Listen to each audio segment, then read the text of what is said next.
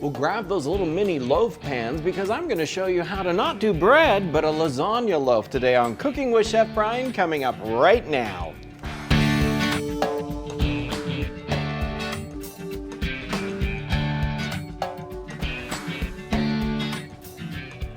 Truly, lasagna is one of those dishes that everybody loves, but yet maybe not likes to make it so much, should we say that. But this is a fun idea that you can make little individual little lasagna packets like this, and it's easy to put together and they're delicious. And you can make a whole bunch at a time and freeze them and then pull them out when you need them if you like to make food in advance. So let's set these aside and talk a little bit about sauce. Now, I always get a kick out of sauce because everybody has their own sauce recipe, and some sauces are very, very sacred to people and they'll never share recipes and they'd make such a big deal out of them.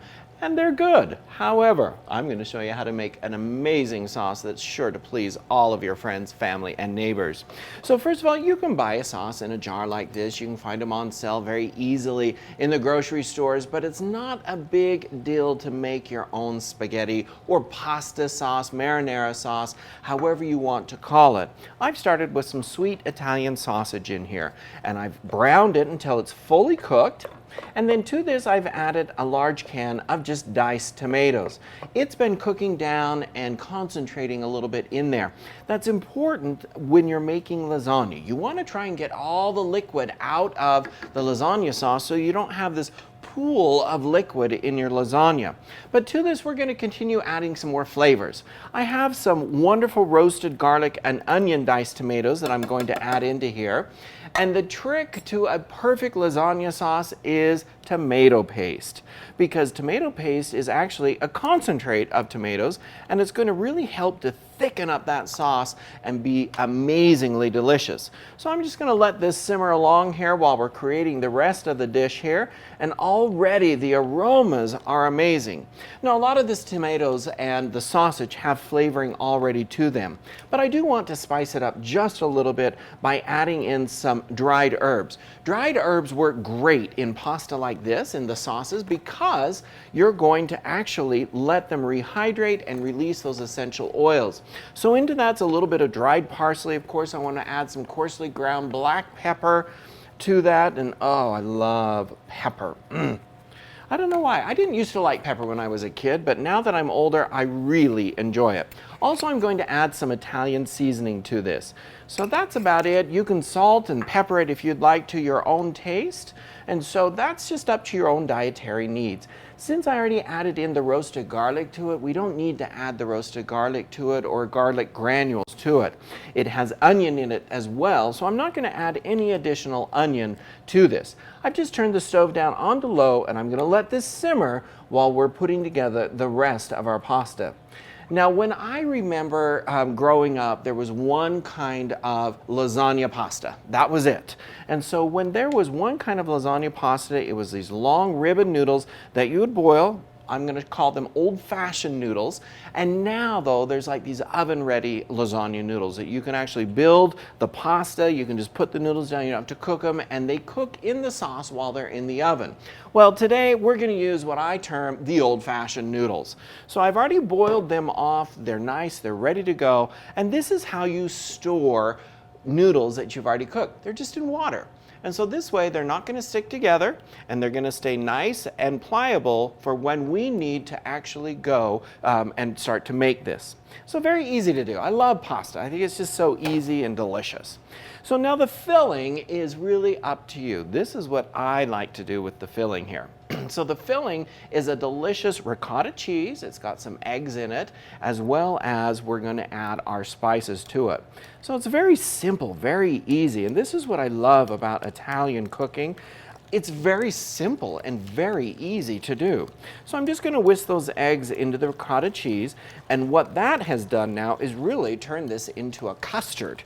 And so now we have a ricotta cheese custard. That's going to be the filling, and let's really spice this up now with some delicious spices. Of course, we're going to add some Italian herbs into it, and this is a little bit of basil and oregano. There's probably some thyme in there. It's just your favorite Italian herb blend. To this, I'm going to add just some seasoned salt, because it's going to have some more garlic and onion powders into there. And here's kind of my little trick that I like to do. A little bit of cayenne pepper. And this is important. And notice how I'm measuring it in my hand. That's important. You don't want to just measure cayenne pepper over the bowl, because if it accidentally opens up and falls into there, ooh, that's going to be spicy. So now we're just going to mix this all together. And this essentially is the filling. Now I want to do one other delicious thing here. I'm going to set this aside and pull over my fresh basil here. Now my friends over at Mill Creek Gardens got this for me. It's a lettuce basil, and apparently they have like 40 different types of basil. I'm so impressed with that. But fresh herbs are on everybody's mind right now, and so it's a great thing to use. When you use them, just simply pick off the leaves, leave the stalks there, and it's going to regrow and regenerate as the summer progresses. And so we're just going to chop these up, a little chiffonade here. Make sure when you're doing fresh herbs that you want to use a nice sharp knife. That way you're not going to bruise the fresh herb, the leaves. So now I'm going to mince this up, and notice when you're mincing, my hand is used on the very tip of the knife to hold that down into place, and then I just kind of chop down through whatever I have on the cutting board. So I'm going to add this right into our ricotta custard now. Remember, we've added eggs into it, so it's a ricotta custard. I'll add a little bit of granulated garlic to that. You could use some fresh chopped garlic if you wanted to. Mix this together, and now what we have to do is to stuff the actual noodles themselves. So don't go away. When we come back, I'm going to show you how to roll up this delicious ricotta custard filling into those lasagna noodles. So lots more is coming up. Don't go away.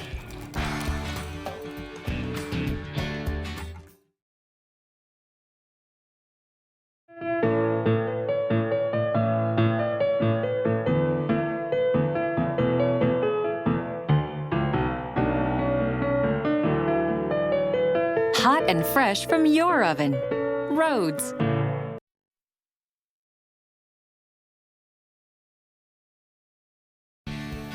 Welcome back, everybody. If you're just joining me here in the kitchen, I'm showing you how to do some delicious lasagna loaves. And this is such a fun idea for dinner or a family get-together or friends get-together.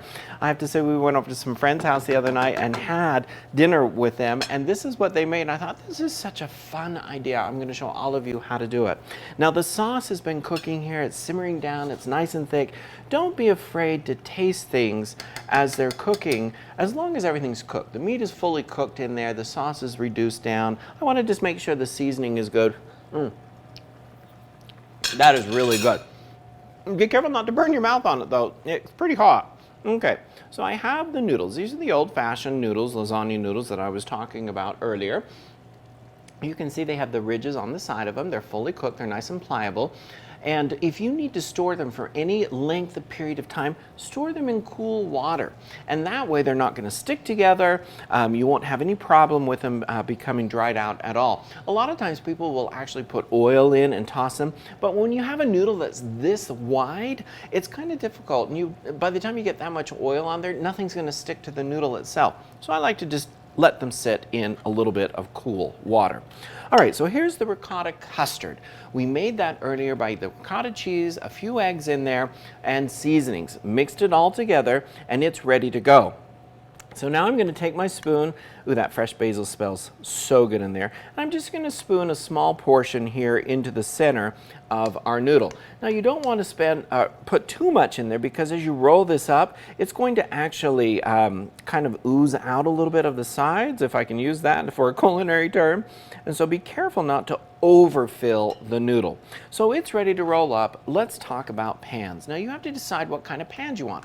This one here is just a little bit of stainless, or just an aluminum one. It's a small little foil pan. Or you could use the larger foil pans like this, loaf pans, which are smaller, but they fit more on there. So it's up to you, whatever you would like to do. You could also use a large loaf pan if you wanted to, just make one big loaf pan for your family. So it's really up to whatever you want to do. So importantly, you're going to take out your little vegetable spray. Where'd my lid go here? Give it a little bit of a spray here. And then, once you get that all done, we're ready to go with our filling here. So the filling is one thing, it's kind of important. Just like you would make any type of lasagna, you would take it and you're going to put a spoonful of that filling right in the bottom of the pan. And that's important because it's going to help prevent things from sticking on there as you start to build it and it starts to cook. Now we have our filling, the ricotta custard, in our noodle. You're going to take it, just simply very carefully roll that up. And I love it because you have these layers. Can you see in there? You have these layers of the ricotta custard, which, when that's cooked up, it is so delicious. I love that. And because it's a custard with the eggs, it's going to expand ever so slightly as it cooks. Now, I hope you noticed I put the seam side down in the dish here. That's important because you don't want the seam side up, because as it cooks, then it's going to open up. So put that seam side down, noodle-wise, in there, and that's going to help hold that, I'll call it a lasagna roll altogether. So let's make another one here. So I've got the lasagna noodle. Just going to spoon some of the ricotta custard right down the center here. So that's fairly easy. I had a question about from one of the viewers out there. They were asking me about the type of cheese that's used in here. This is a ricotta cheese. You can use really any kind of cheese that you want. This is very traditional though for Italian cooking. You could use American cream cheese if you wanted to. It'll give it a little different flavor, but you certainly could.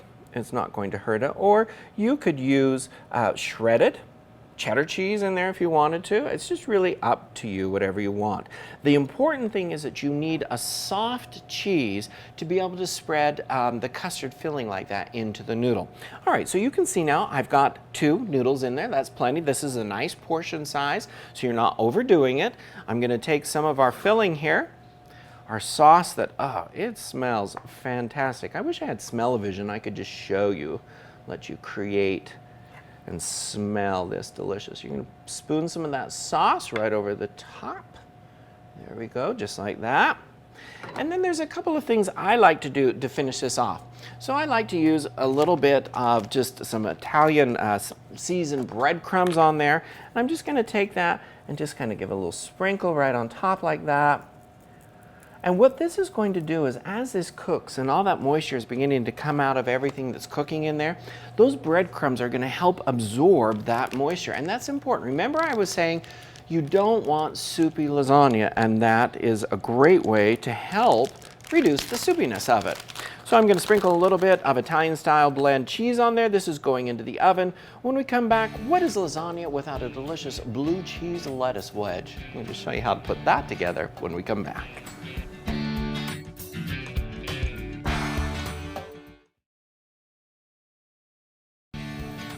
Welcome back, everybody.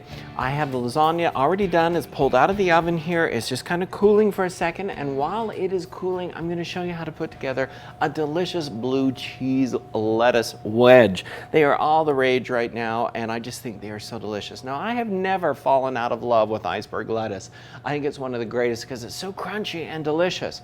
Now, there's a couple of things I want to tell you about iceberg lettuce. When you pick it out, make sure that you try to find some that don't have a lot of blemishes on them, and that's going to tell you that it's nice and fresh. And you can see, I'll move that out of the way, so you can see, you know, it's nice and fresh. It doesn't have a lot of blemishes.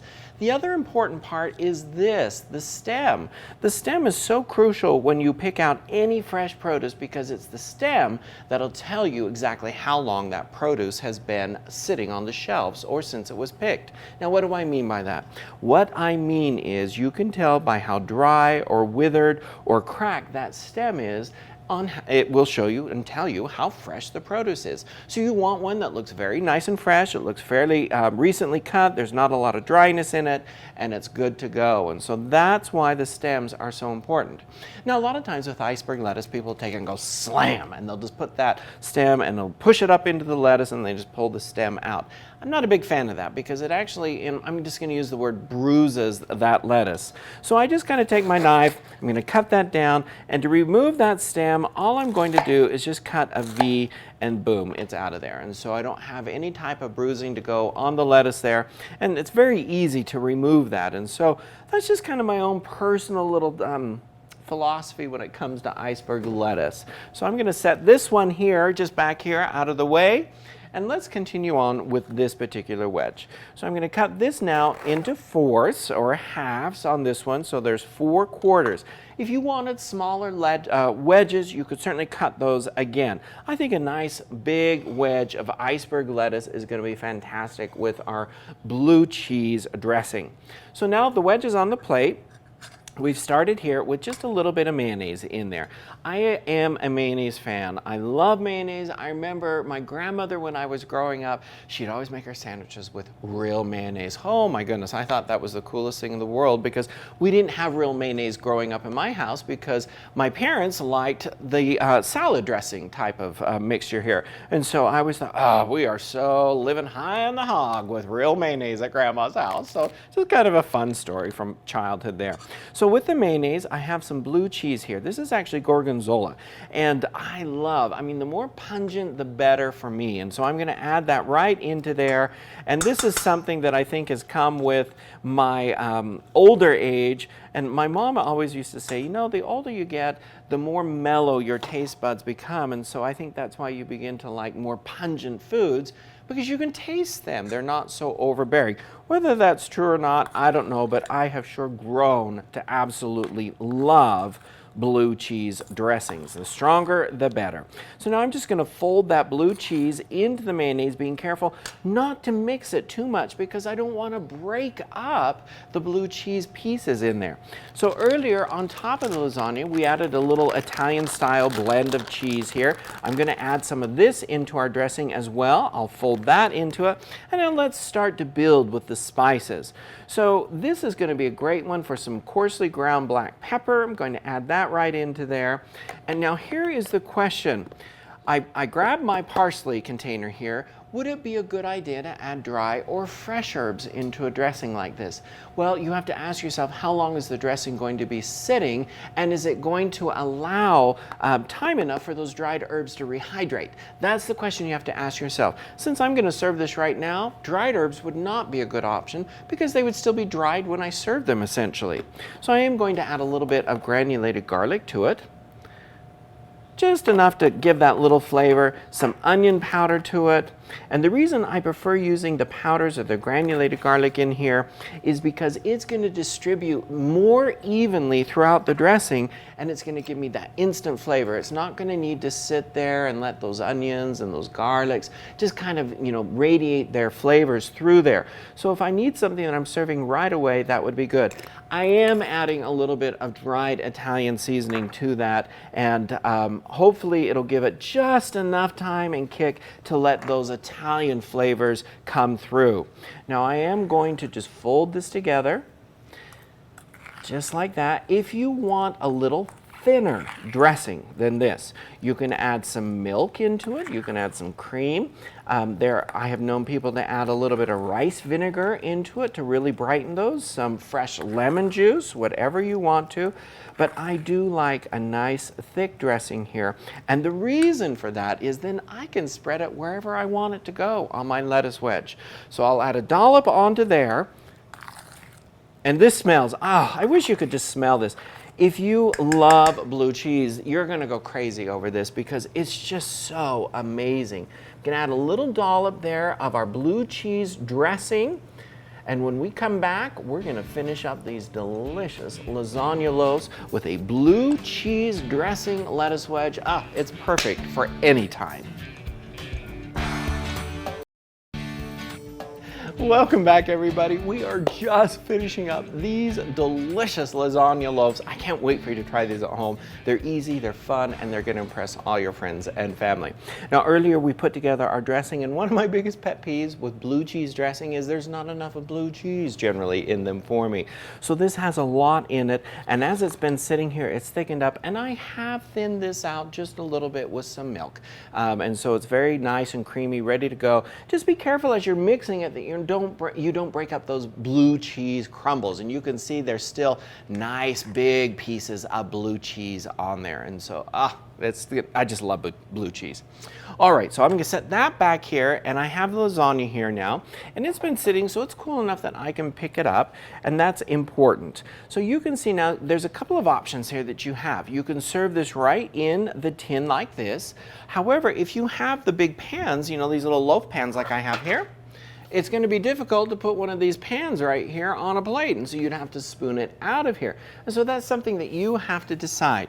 Now, I'm going to tell you it's a little tricky to eat lasagna in a big pan like this, and so my personal preference would be to take this and carefully spoon it out onto the plate itself. It kind of is fun to have these little containers. You could just put it right on there, but for eating purposes, I find it to be very easy. Just kind of lift that out, go along the edges in case any of that cheese has kind of caramelized against the edge of the pan, and just kind of spoon that down.